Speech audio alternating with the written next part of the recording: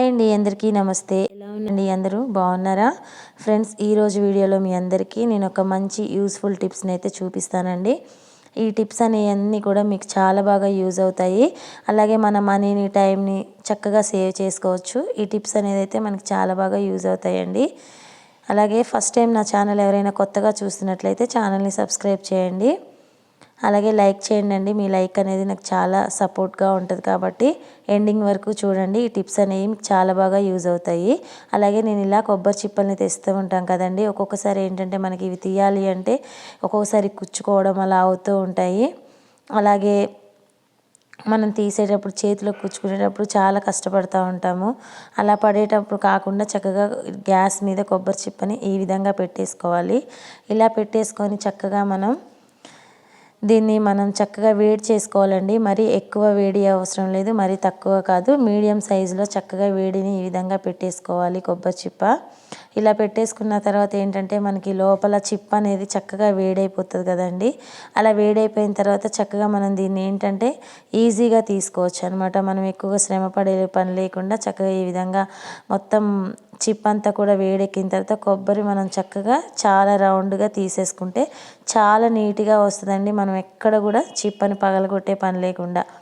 చూసారు కదా, ఇలా మొత్తం అయిపోయిన తర్వాత ఈ విధంగా తీసేసుకోవాలి. చూసారా, ఇలా లైట్ వేడి చేశానండి నేను. ఇలా చేసేసుకొని చక్కగా నేను ఇలా రౌండప్ చేసేసుకుంటున్నాను దీన్ని. ఇలా చూడండి, చక్కగా ఒక్కసారి వచ్చిన తర్వాత ఎక్కువ మనం ఫోర్స్ చేయాల్సిన అవసరం ఏం లేదు. చూసారా, ఇట్లా జస్ట్ ఇలా అంటే చాలండి, మనకి చిప్ అంతా కూడా ఊడొచ్చేస్తుంది అనమాట. వీడియోలో చూపిస్తున్నట్టుగా ఈ టిప్స్ అనేవి మీకు చాలా బాగా యూజ్ అవుతాయండి. మనం చక్కగా దీనికి ఎక్కువగా శ్రమ పడేది పని లేకుండా ఈజీగా ఈ విధంగా అయితే మనకి వచ్చేస్తుంది అనమాట. మీరు కూడా నెక్స్ట్ టైం ఈ టిప్ని ఈ విధంగా ట్రై చేయండి. ఇలా చేయడం వల్ల చక్కగా మీకు ఈ టిప్ అనేది చాలా బాగా యూజ్ అవుతుంది. మనకి చాలా బాగా హెల్ప్ అవుతుందండి. చూసారా ఎంత వేడిగా వచ్చేసిందో. ఇలా వేడి చేయడం వల్ల ఏంటి అంటే మనకి చక్కగా ఈ విధంగా చిప్ అనేది అయితే వచ్చేస్తుంది. నెక్స్ట్ టైం మీరు కూడా ఈ విధంగా ట్రై చేయండి. మనం ఎక్కువగా కష్టపడే పని లేకుండా ఇలా వచ్చేస్తుంది అనమాట. చూసారు కదండి, నచ్చితే ఒక లైక్ చేసి సబ్స్క్రైబ్ చేయండి ఫ్రెండ్స్. మనకి ఈ టిప్తో మనం టైము వేస్ట్ కాదు, అలాగే చక్కగా ఈజీగా చేసేసుకోవచ్చు అనమాట. అలాగే నెక్స్ట్ టిప్ వచ్చేసి, మార్కెట్ నుంచి మనం ఇలా ఎండుమిర్చిని తెచ్చుకుంటాం కదండి. అలా తెచ్చుకున్నప్పుడు ఒక్కొక్కసారి ఏంటంటే ఇవి మెత్తబడిపోతూ ఉంటాయి. మనకి ఏంటంటే పోపు దినుసులో వేసినప్పుడు ఒక్కొక్కసారి లోపల ఫంగస్ అనేది వచ్చేస్తూ ఉంటుంది. చాలా ఈ లోపల మనం ఇలా తుంచగానే లోపల బూజు అనేది వచ్చేస్తూ ఉంటుంది. ఈ కాలంలో మనకి ఎండ అనేది సరిగ్గా ఉండదు. ఎండబెట్టుకుందామన్నా తొందరగా చల్లబడతా ఉంటుంది కదా.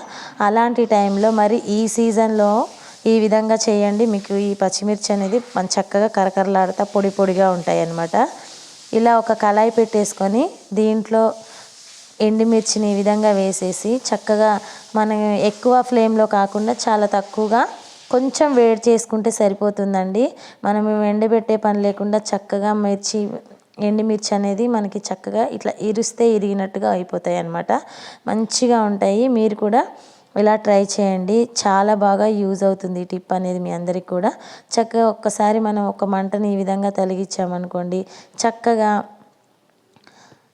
ఇలా వేయించుకోవచ్చు అనమాట. ఇలా వేయించుకోవడం వల్ల మనకి మిర్చి అనేది చక్కగా పొడి పొడిలాడుతూ చక్కగా వస్తుంది. ఐ హోప్ ఈ టిప్ అనేది కూడా మీ అందరికీ చాలా బాగా యూజ్ అవుతుంది అనుకుంటున్నాను. ఇప్పుడు మనం తర్వాత తుంచేసి తాలింపులో కానీ ఎక్కడైనా సరే ఒక డబ్బాలో వేసుకున్నాం అనుకోండి, చక్కగా నీట్గా వస్తాయి అన్నమాట. మీరు కూడా ట్రై చేయండి. ఈ టిప్ మీ అందరికీ చాలా బాగా యూజ్ అవుతుంది ఫ్రెండ్స్. చూసారా చక్కగా ఎలా పొడి పొడిలాడుతూ వచ్చాయో. ఈ టిప్ నచ్చితే ఒక లైక్ చేయడం మాత్రం మర్చిపోకండి. అలాగే ఏంటంటే మనం మార్కెట్ నుంచి కూడా లెమన్స్ అనేవి తెస్తూ ఉంటాం ఎక్కువగా. ఇలా తెచ్చినప్పుడు ఏమవుతుందంటే మనకి ఇలా ఫ్రెష్గా ఎక్కువ రోజులు మనం ఎక్కువ నిమ్మకాయలు తెచ్చినప్పుడు ఏమవుతుందంటే ఫ్రెష్గా ఉండవండి, వాడిపోతూ ఉంటాయి. ఫ్రిడ్జ్లో పెట్టినా సరే వాడిపోతూ ఉంటాయి. అలా కాకుండా చక్కగా మనం ఈ విధంగా కూడా ట్రై చేయొచ్చు అనమాట. మనము వంటకి వాడతాం కదండి ఆయిల్.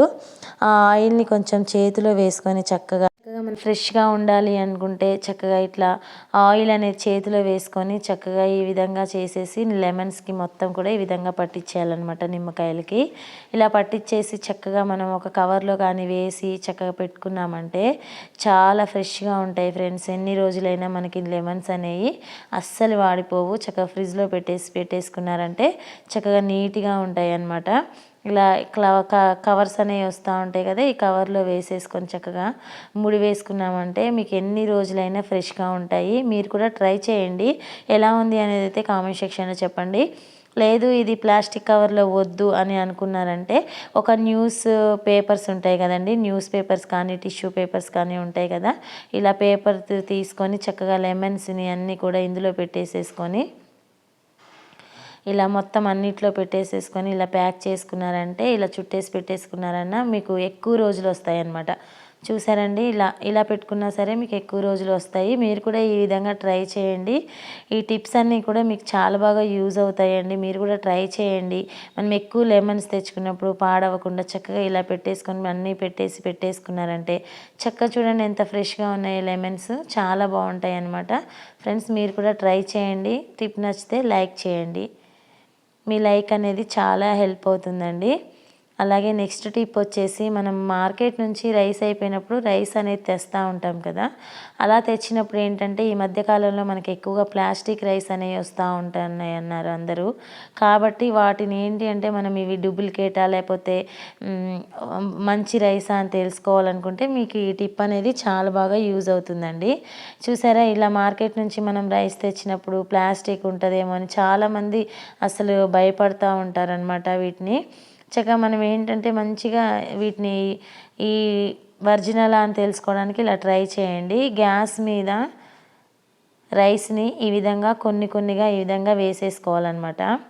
ఇలా మొత్తం అంతా కూడా వేసేసుకోవాలి.